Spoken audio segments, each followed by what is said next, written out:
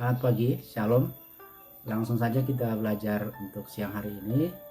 Kita belajar dari bab 10 ya, tentang atom, molekul, ion dan senyawa. Tapi ada beberapa yang kalian bisa baca sendiri tentang teori-teori atom ya. Itu perlu kalian baca sendiri. Kemudian beberapa teori-teori juga perlu dibaca sendiri ya. Jadi kita belajar dari hari ini belajar bab bukan bab 10, bab 9 ya. Bab 9. Bab 9. Dari modul bab 9 tentang partikel penyusun benda mati dan makhluk hidup. Tapi kita fokus kepada atom, ion dan konfigurasi elektron. Nah, jadi atom teori-teori atom itu bisa nanti kalian pelajari dari teori Dalton sampai teori kuantum, dibaca kemudian dipahami bagaimana sih unsur itu tersusun dari atom-atom ya. Nah, jadi setiap unsur di bumi, di alam semesta ini itu terdiri dari atom, dan atom itu masih terdiri dari proton, elektron dan neutron. Nah, bagaimana penyusunnya, bagaimana tersusunnya, bagaimana posisi elektron, proton dan elektron bisa kalian lihat bisa baca di buku, bisa juga lihat di internet, dan secara singkat saya akan jelaskan seperti ini. Oke, untuk selanjutnya kita akan belajar bagaimana cara memahami lambang unsur, lambang atom, nomor atom dan nomor massa ya. Jadi atom itu digambarkan secara sederhana dengan inti atom ya. Inti atom di dalamnya ada ion positif dan ion netral, kemudian di sekelilingnya ini dikelilingi oleh elektron.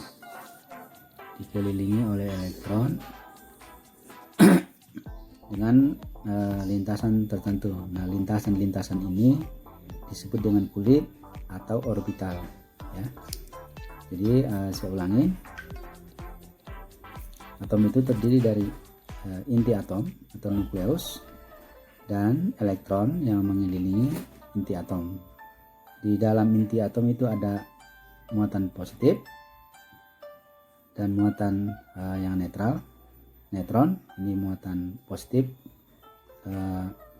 proton, dan di sini ada muatan negatif yaitu elektron ya. Ini neutron, ini proton.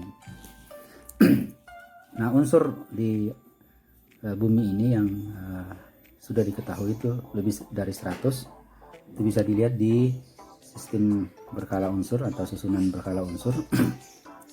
Pada umumnya diberi simbol atau lambang dengan satu huruf besar ya. Dan kalau misalnya menggunakan dua huruf, berarti yang pertama huruf besar, yang kedua huruf kecil. Nah, misalnya lambang unsur seperti ini, unsur X, di sini ada sering disebut A, dan di bawahnya sini disebut Z ya. X ini adalah atom atau unsur. Kemudian A ini adalah nomor massa. Jadi massa atau beratnya si atom ini, si unsur ini. Kemudian Z itu adalah nomor atom ya. Ini nomor atom. Yang A itu nomor massa.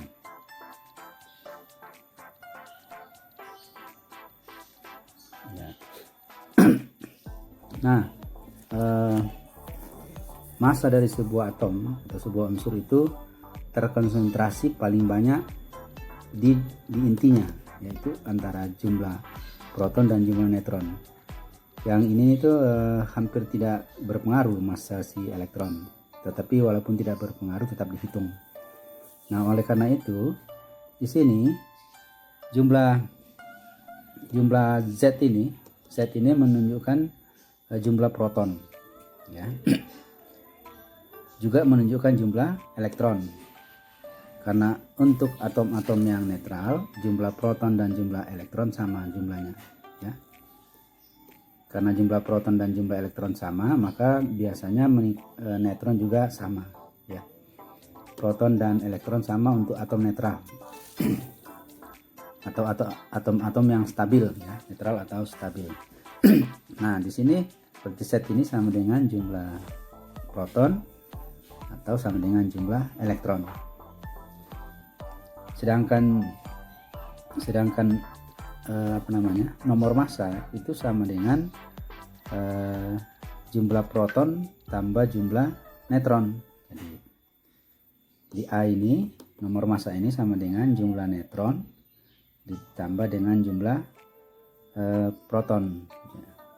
Jadi kalau kita mau mencari neutron, jumlah neutron berarti jumlah neutron itu sama dengan A dikurangi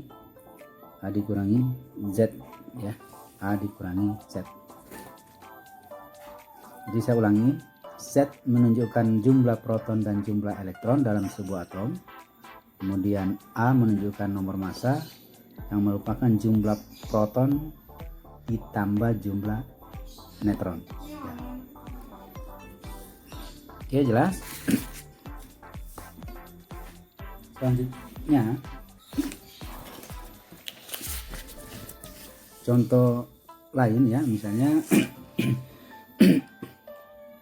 misalnya atom karbon C612, ya. Ini artinya protonnya sama dengan 6, elektronnya sama dengan 6, neutronnya sama dengan 12 dikurang 6 juga sama dengan 6, ya. Terus misalnya belerang SS 16 dan 32, ya. Ini adalah nomor atomnya, 16 nomor atomnya, 32 nomor massanya. Berarti di sini protonnya sama dengan 16, elektronnya juga 16, neutronnya sama dengan 32 kurang 16 sama dengan 16. Ya. Terus kalau misalnya sebuah atom tidak stabil atau tidak netral, ya. Misalnya tertulis C612 min, ya, min 1. Ini artinya si atom ini, unsur ini kelebihan 1 elektron. Berarti di sini elektronnya sama dengan 7, protonnya sama dengan 6, neutronnya sama dengan 12 kurang 6 sama dengan 6, ya. Sama dengan 6. Kalau misalnya Ca plus 2, Ca itu 40 dan 20. Jadi elektronnya ini kekurangan, ya. Kekurangan 2 elektron. Positif 2 itu kekurangan elektron, ya. Kalau yang ini kelebihan 1 elektron. Kalau misalnya min 2 berarti kelebihan 2 elektron. Yang ini kekurangan 2 elektron berarti protonnya sama dengan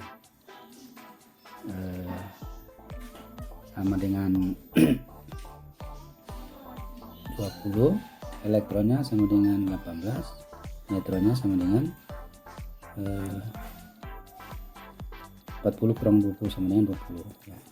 Nah, atom-atom seperti ini yang tidak stabil itu disebut dengan ion.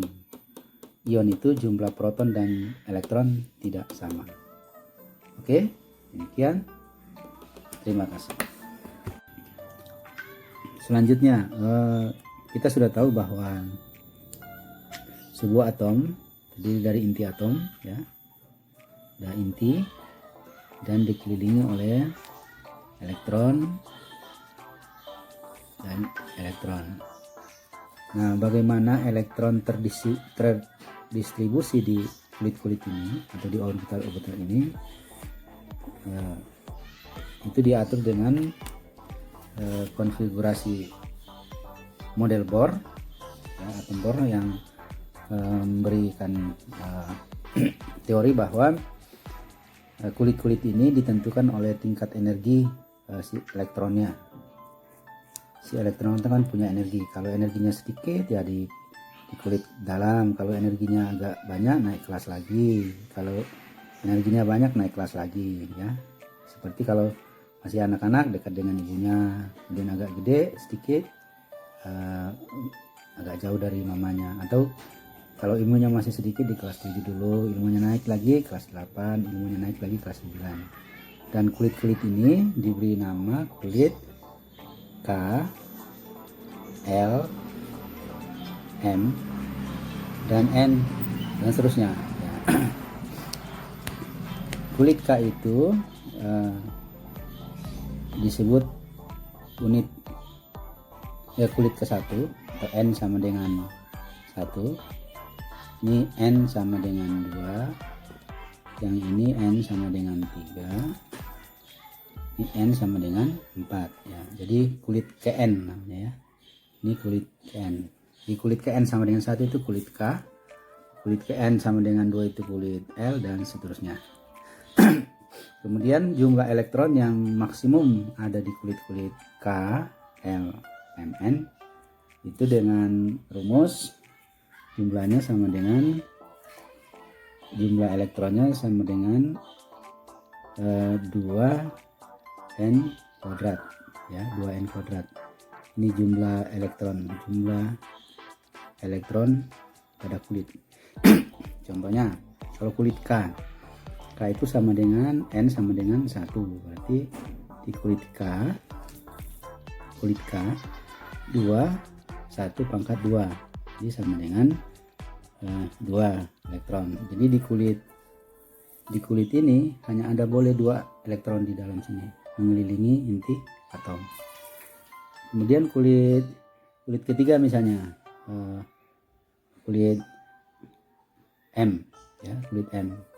M itu N-nya sama dengan 3. Jadi jumlah elektronnya, sigma elektronnya sama dengan 2 3 pangkat 2, jadi sama dengan 2 3 pangkat 2 9, sama dengan 18 elektron. Jadi maksimum di kulit M itu, di kulit ketiga N sama dengan 3 itu 18 elektron. Jadi kulit K itu kulit K itu 2 elektron, kulit L itu 8 elektron, kulit M itu KLMN, ya, 18 elektron, dan seterusnya, ya. Tinggal pakai rumus 2n pangkat 2. Oke, itu teori untuk menentukan jumlah elektron pada kulit-kulitnya. Nah, contohnya kalau misalnya 12 karbon 12 6, ya. Di sini kan ada elektronnya 6, berarti dibagi oleh kulit K sama dengan 2, dan sisanya kulit L 4, ya, jelas. Jadi kulit K nya 2 maksimum, kemudian kulit L nya 4, jumlahnya sama dengan 6. Nah, ini konfigurasi elektron untuk atom C6 itu sama dengan 2,4. Ini yang disebut dengan konfigurasi elektron, ya, konfigurasi elektron. Kalau misalnya atomnya banyak, ya, elektronnya banyak, misalnya yang belerang S 16 dan 32, ya. Ini 16 elektron, berarti kulit K nya sama dengan 2, kulit L-nya sama dengan kulit L itu maksimum 8. Jadi kita kasih 8 ya. Sudah 10, masih tinggal 6. Jadi kulit M itu sama dengan 6.